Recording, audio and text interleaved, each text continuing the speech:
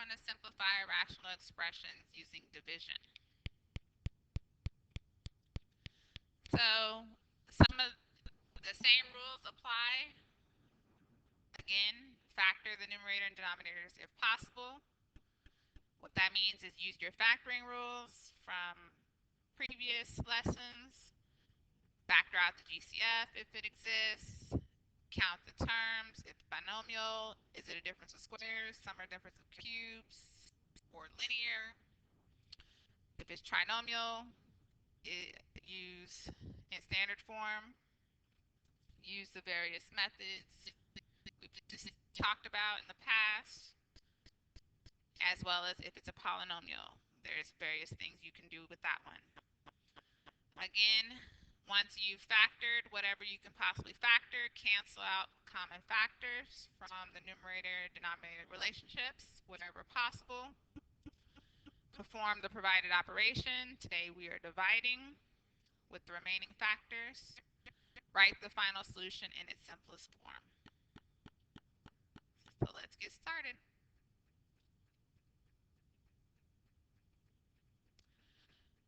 All right, so again, we're starting with a basic fraction. And in middle school, when you divided fractions, some teachers might have introduced you to an acronym, and I'm going to reiterate that acronym. I like to use the KFC method when I'm dividing fractions, aka rational expressions. The KFC method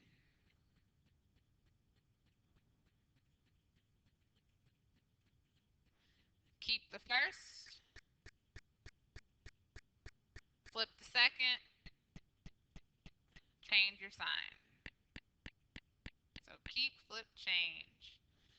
So how that works is keep the first fraction exactly as is, flip the second fraction so the 10 goes on top of the 9, and change to multiplication. So that's it, KFC. Now factor and look for your common factors. So factors of 6, 2 and 3. Factors of 5, 5 in itself. I'm sorry, 5 and 1.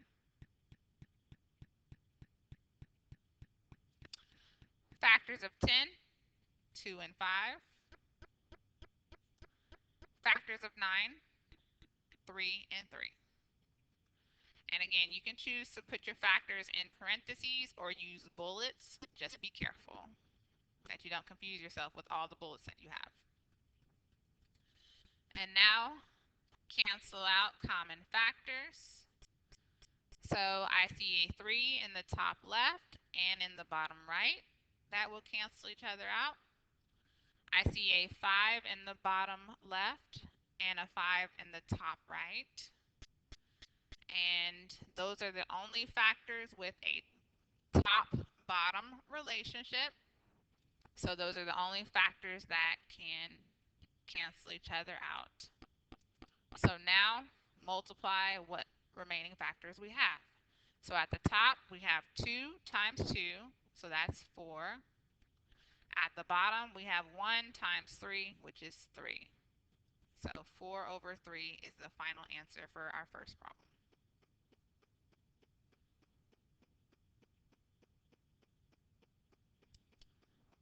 Number 2, now we get into our algebraic expressions. Before I start factoring, again, I'm going to KFC. Keep the first. So that would say 3x plus 5 over x squared minus 1. Flip the second. So it becomes 6x minus 6 over 6x plus 10. And change to multiply. So again, KFC. Now I'm going to factor wherever I possibly can. 3x plus 5 in the top left is linear, but there are no common factors, so it's going to stay 3x plus 5. In the bottom left, I have two squared terms with a subtraction sign. So it's a difference of squares.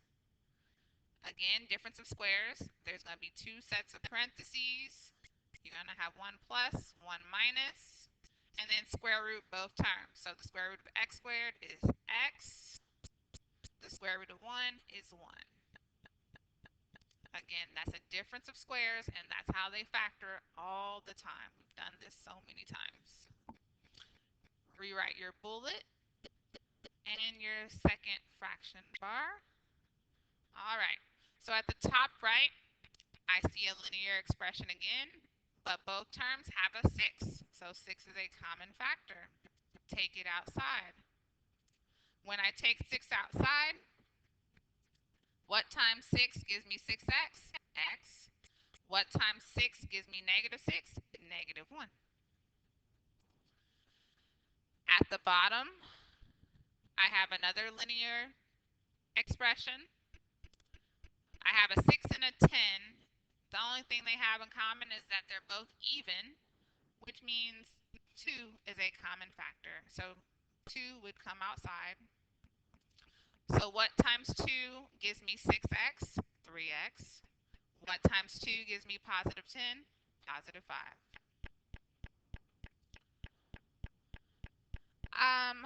I might as well go ahead. I see I have a 6 at the top. 6 can be factored even further. So let's rewrite everything I have so far.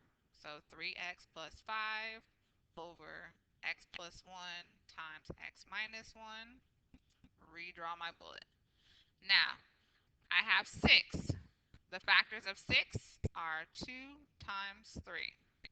So anytime you have a big number that you know can be broken in even smaller, I encourage you to go ahead and take care of that as soon as you can. And we still have x minus 1. Now at the bottom, we have 2 times 3x plus 5. Now, we can cancel out common factors as long as they have a top-bottom relationship. So at the top right, I see a 2. At the bottom right, I see a 2, so they cancel each other out. Again, since these are algebraic expressions, you have to take the entire expression, not just pieces. So what that means is this 3 cannot cancel out this 3 because this 3 is attached to x, which is attached to a plus 5. So this 3 is going to stay. I have x minus 1 at the top right and x minus 1 at the bottom left, so I can cancel those with each other. I have 3x plus 5 at the top left and 3x plus 5 at the bottom right, so they can cancel each other. So again, if there's nothing else, it's always 1 left. Don't forget that. You always have to have a 1 if there's nothing at the top or even at the bottom. There's always a 1. So now I've canceled everything possible, so multiply the remaining factors. So at the top, it's 1 times 3, which is 3. At the bottom, all I have is x plus 1, so it no longer needs parentheses. And that's my final answer.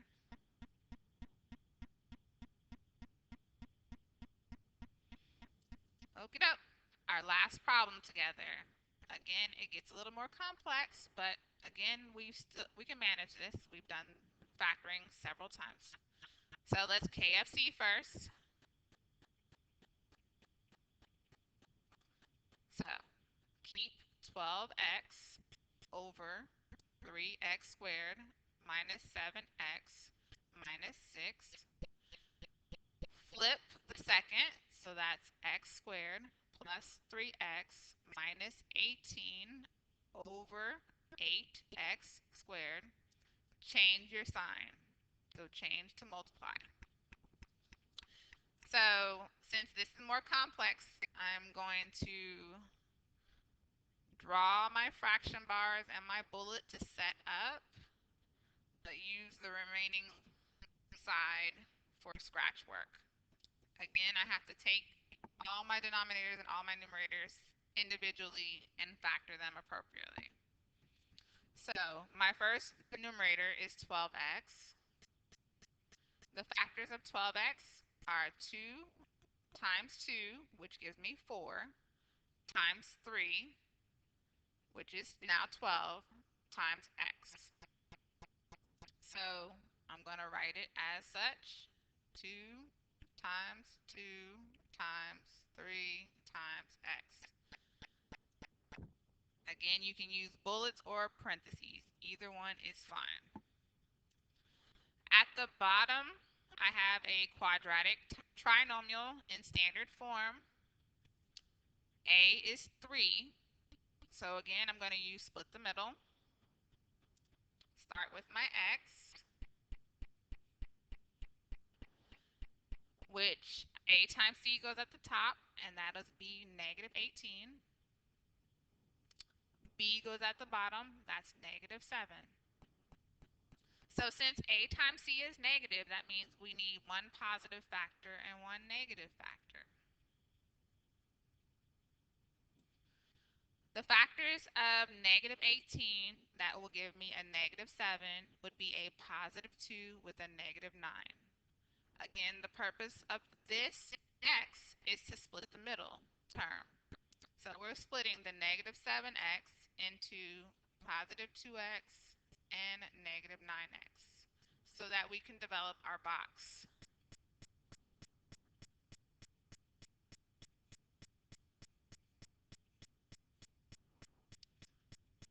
Put each term in its own box. So we need 3x squared plus 2x minus 9x minus 6. And now look for the GCF of the top row. So in the top row, the only common factor is x. So there we go. That's our GCF.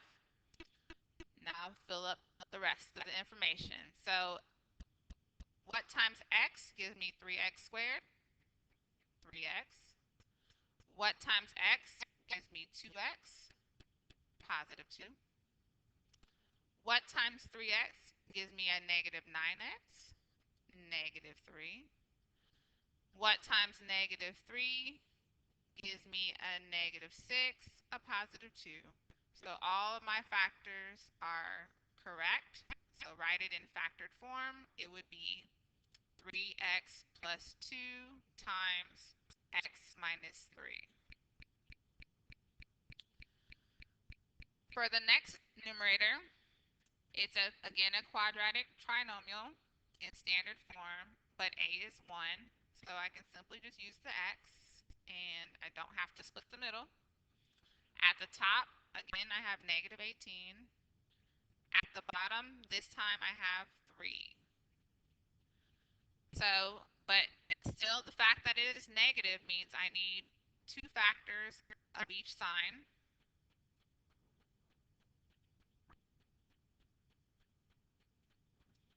So I need a positive and I need a negative. So the factors of negative 18 that will give me a positive 3 would be a positive 6 and a negative 3. So again, since a is 1, that's all I need, and I can write my factors. My factors are x plus 6 with x minus 3. And our last denominator, 8x squared, can be factored. 8 is 2 times 2, which is 4, times 2 again, which will give me 8. X squared is x times x. So that's that denominator in its fully factored form.